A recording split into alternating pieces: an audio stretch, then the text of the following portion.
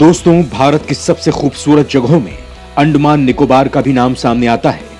चारों तरफ पानी से घिरा यह द्वीप प्रकृति की खूबसूरती का बहुत ही खूबसूरत उदाहरण है, जहां शांति है और जो पर्यटन की नजर से भी काफी पॉपुलर है। लेकिन यह खूबसूरत जगह देश की सुरक्षा में सबसे ज्यादा अहम भूमिका निभाने वाली है। जी हां दोस्तों, भारत सरकार अंडमान निकोबार में अपने सैन्य ताकत को बढ़ाने में लगी है,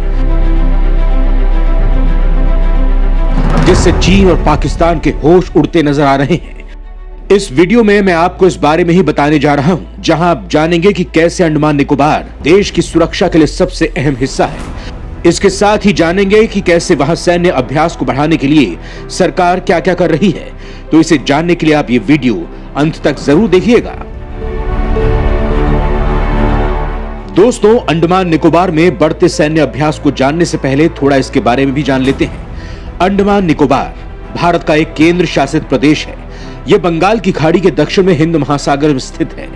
अंडमान निकोबार द्वीप समूह लगभग 572 छोटे बड़े द्वीपों से मिलकर बना है, जिनमें से सिर्फ कुछ ही द्वीपों पर लोग रहते हैं। इसकी राजधानी पोर्ट ब्लेयर है। यह दक्षिण एशिया में बसा हुआ है। अंडमान शब्द मलय भाषा के शब्द हांदुमन से लिया गया है, जो हिंदू देवता हनुमान के नाम का परिवर्तित रूप है। वही निकोबार शब्द भी इसी भाषा से लिया गया है, जिसका अर्थ होता है नग्न लोगों की भूमि। हिंद महासागर में बसा निर्मल और शांत अंडमान पर्यटकों के मन को बहुत लुभाता है। यह भारत का एक लोकप्रिय द्वीप समूह है। अंडमान अपने आंचल में मूंगा भित्ति, साफ स्वच्छ सागर तट, पुरानी स्मृतियों से जुड़े खंडहर और अनेक प्रकार की दुर्लभ वनस्पतियां संजोए है। सुंदरता में एक से बढ़कर एक यहाँ कुल 572 द्वीप हैं। अंडमान का लगभग 86% क्षेत्रफल जंगलों से ढका हुआ है। समुद्री जीवन, इतिहास और जल क्रीड़ाओं में रुचि रखने वाले पर्यटकों को यह द्वीप बहुत रास आता है। इसके इतिहास की बात करें तो इस पर अंग्रेजों का शासन हो गया और बाद में दूसरे विश्व युद्ध के दौरान जापान द्वारा इस पर अधिकार कर लिया गया। लेकिन कुछ समय के लिए यह द्वीप नेताजी सुभाष चंद्र बोस की आजाद हिंद फौज के अधीन भी रहा था। बहुत कम लोगों को ही पता होगा कि देश में कहीं भी पहली बार पोर्ट ब्लेयर में ही तिरंगा फहराया गया था। यहां नेताजी सुभाष चंद्र बोस ने 30 दिसंबर 1943 को यूनियन जैक उतारकर तिरंगा झंडा फहराया था। इसीलिए अंडमान निकोबार प्रशासन की तरफ से 30 दिसंबर को हर साल एक भव्य कार्यक्रम मनाने की शुरुआत की गई। जनरल लोकनाथन भी यहां के गवर्नर रहे थे। 1947 में ब्रिटिश सरकार से मुक्ति के बाद यह भारत का केंद्र शासित प्रदेश बना। यहां की खूबियों को देखकर यही कहा जाता है कि यह द्वीप एक ऐसी जगह है जो किसी देश को महाशक्ति बनने में सबसे बड़ी भूमिका निभा सकता है। यही कारण है कि भारत सरकार के लिए अंडमान निकोबार बहुत महत्वपूर्ण है। अंडमान निकोबार की भौगोलिक स्थिति ही इसके महत्वपूर्ण होने का सबसे बड़ा कारण है। इसके दक्षिण में इंडोनेशिया है। इसके साथ ही बांग्लादेश, थाईलैंड, म्यांमार, मलेशिया इसके उत्तर और पूर्व में बसे हुए हैं। इसकी यही खूबी ही भारत के लिए सबसे बड़ा प्लस पॉइंट है। भारत सरकार इसे हांगकांग के तर्ज पर विकसित करना चाहती है। इतना ही नहीं, इतिहास को लेकर भी जापान चाहता है कि भारत अंडमान में अपनी ताकत को बढ़ाए, क्योंकि जिस तरह से चीन भारत के साथ आए दिन विवाद करता रहता है, वो जापान के साथ ही ऐसा करता ही रहता है। भारत की ताकत के आगे चीन हर बार ढेर होता नजर आता है। यही कारण है कि जापान चाहता है कि वो इसे विकसित करके और यहां सैन्य ताकत बढ़ाकर चीन को मुंह तोड़ जवाब दे। इसे लेकर भारत यहां लगातार सैन्य अभ्यास भी बढ़ाता जा रहा है। हाल ही में अंडमान एंड निकोबार कमांड ने बुल स्ट्राइक का अभ्यास किया। इस अभ्यास में सेना के पैराशूट ब्रिगेड, मार्कोस और स्पेशल फोर्स के जवानों ने टेरेसा आइलैंड पर शौर्य का अप्रतिम उदाहरण पेश किया। युद्धक क्षमता को बढ़ाने के लिए किए गए इस अभ्यास में नौसेना और वायुसेना के बीच अंतर और तालमेल पर ध्यान केंद्रित किया गया। अभ्यास में भारतीय सेना की पैराशूट ब्रिगेड, मार्कोस और विशेष बलों की टुकड़ी, एएनसी के 3 सेवाओं के सैनिकों ने हिस्सा लिया। साथ ही पैरा कमांडो की एक कंपनी, इंडियन नेवी के मार्कोस और भारतीय सेना के स्पेशल हेलिन बॉर्न ऑपरेशंस एसएचबीओ द्वारा भारतीय सेना शतक प्लाटून द्वारा की गई कार्रवाई में advance airlifter C-130J super Hercules से मुकाबला, फ्री फॉल और पैराड्रॉप शामिल था। इस अभ्यास में 170 सैनिकों ने हिस्सा लिया था। इसमें 149 सेना और 12 भारतीय सेना और 9 भारतीय नौसेना के अफसर शामिल थे। इसके अलावा खोज और बचाव और चिकित्सा निकासी प्रक्रियाओं में भाग लेने वाले सैनिकों द्वारा भी अभ्यास किया गया था। बुल स्ट्राइक की तस्वीरें इंडियन एयरफोर्स ने अपने सोशल अकाउंट पर साझा की थी, जिसने साबित कर दिया था कि अंडमान की धरती से भारत की सुरक्षा के कड़े कदम उठाए जा सकते हैं। अंडमान निकोबार कमान भारतीय सेनाओं की इकलौती ऐसी कमान है जिसमें सेना, नौसेना और वायुसेना तीनों के सदस्य होते हैं और साझा ऑपरेशन की तैयारी करते हैं। हालांकि भारतीय सेनाएं थिएटर कमान की तरफ बढ़ रही हैं, जिसमें तीनों सेनाओं की मिलीजुली कमान बनाई जाएंगी। भारत की तीनों सेनाओं की स्पेशल फोर्सेस को मिलाकर खास अभियानों के लिए भी एक साझा कमान बनाई जा रही है। केंद्र में जब से मोदी सरकार आई है, उसने इस मामले में काफी ज्यादा ध्यान दिया है। भारत सरकार ने एयरफोर्स और नेवल बेस के साथ साथ अंडमान में लॉजिस्टिक सपोर्ट के लिए भी बेस बनाया है।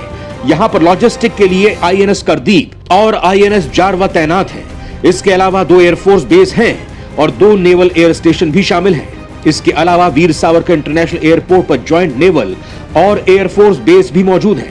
अंडमान निकोबार की अहमियत इसलिए बहुत ज्यादा है क्योंकि यह हिंद महासागर में भारत की सबसे दूर का सैनिक अड्डा है और इसी रास्ते से चीन का ज्यादातर व्यापार होता है और यही चीन की परेशानी की वजह है। चीन हिंद महासागर में लंबे अरसे से अपनी दखल बढ़ाने की कोशिश कर रहा है और कई बार चीनी सबमरीन इस इलाके में देखी भी गई हैं। पिछले कुछ सालों से चीन सोमालिया के तट पर एंटी पायरेसी अभियान की आड़ में अपने जंगी जहाज और सबमरीन हिंद महासागर में भेज रहा है। ऐसे में भारत के लिए अंडमान निकोबार में अपनी मजबूत सैनिक उपस्थिति बनाए रखना बहुत जरूरी है। भारत सरकार अंडमान और निकोबार द्वीप समूह में स्थित ग्रेट निकोबार द्वीप के समग्र विकास के लिए एक योजना लेकर आई है। चीन मलक्का जल डमरू मध्य से व्यापार करता है, यहीं पर ग्रेट निकोबार द्वीप सामरिक महत्व रखता है। ग्रेट निकोबार द्वीप इंडोनेशिया के सुमात्रा द्वीप के सिरे से मुश्किल से 90 किलोमीटर की दूरी पर स्थित है और मलक्का जल डमरू मध्य के पश्चिमी प्रवेश द्वार के करीब भी है। खाड़ी से तेल ले जाने वाला या पश्चिम में माल निर्यात करने वाले चीनी जहाजों को मलक्का जल डमरू मध्य से गुजरना पड़ता है। इसलिए ग्रेट निकोबार द्वीप पर सैन्य संपत्ति रखने, युद्ध पोतों को डॉक करने और मिसाइलों को स्थापित करने से भारत का रणनीतिक महत्व बढ़ जाएगा। ये चीन को भी एक सख्त संदेश होगा कि अगर वो लद्दाख या अरुणाचल प्रदेश में लाल रेखा को पार करता है तो भारत मलक्का जल डमरू मध्य में अपनी आर्थिक जीवन रेखा को अवरुद्ध कर देगा।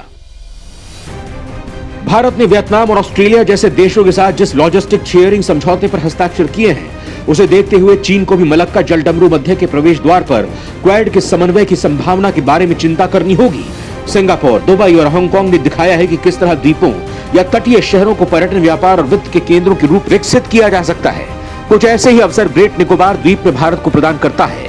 2014 में एक्ट ईस्ट नीति के लॉन्च होने से आए परिवर्तनों और भारत जापान के संबंधों में निकटता से दोनों देशों के बीच आर्थिक और निवेश संबंधी रिश्ते भी बेहतर हुए हैं। मिसाल के तौर पर 2018 में ही भारत सबसे ज्यादा जापानी ODA निवेश प्राप्त करने वाला देश बन गया था। पिछले एक दशक में भारत को आवंटित ODA अनुदान लगातार बढ़ता ही गया है। जापानी अनुदान और निवेश का दौर अभी भी बरकरार है, जो भारत के इंफ्रास्ट्रक्चर और कनेक्टिविटी जैसे सेक्टरों के लिए बहुत बड़ी सहूलियतें लेकर आ रहा है। वहीं दूसरी तरफ चीन अपनी विस्तारवादी नीति लगातार जारी रखे हुए है। अब दक्षिणी पूर्वी एशियाई देश कंबोडिया में चीन द्वारा सैन्य अड्डा बनाए जाने की बात सामने आई है। इस सैन्य अड्डे का इस्तेमाल चीन की नौसेना करेगी। ये नौसैनिक सैन्य अड्डा भारत की अंडमान निकोबार द्वीप समूह से मात्र 1200 किलोमीटर की दूरी पर स्थित है। जानकारी के मुताबिक थाईलैंड की खाड़ी में कंबोडिया के रेयाम नेवल बेस पर चीनी नौसेना की उपस्थिति सुनिश्चित कराने की पहल की गई है। इसकी औपचारिक शुरुआत समारोह पूर्वक जून माह में ही की जाएगी। कंबोडिया में चीनी सेना का नौसैनिक अड्डा बनाना चीन की दुनिया भर में सैन्य सुविधा केंद्र बनाने की रणनीति का ही हिस्सा है। इसके माध्यम से चीन असली वैश्विक ताकत बनने का सपना पूरा करना चाहता है। अफ्रीका के जिबूती के बाद ये चीन का विदेश में दूसरा नौसैनिक अड्डा होगा। ये सैन्य अड्डा रणनीतिक रूप से अत्यधिक महत्वपूर्ण माने जाने वाले हिंद प्रशांत क्षेत्र में चीन का पहला नौसैनिक अड्डा होगा। इससे दक्षिणी पूर्वी एशियाई देशों के आसपास के समुद्र में चीनी नौसेना की उपस्थिति मजबूत होगी। पहले चीन ने किसी ऐसी प्रयास का खंडन कर कहा था कि वो सिर्फ सैन्य प्रशिक्षण दे रहा है। अब चीन के एक अधिकारी ने पुष्टि की है कि इस नौसैनिक अड्डे का इस्तेमाल उसकी सेना करेगी। लेकिन भारत सरकार लगातार अंडमान निकोबार में अपनी ताकत बढ़ाती जा रही है, जिससे चीन के होश उड़ते नजर आ रहे हैं।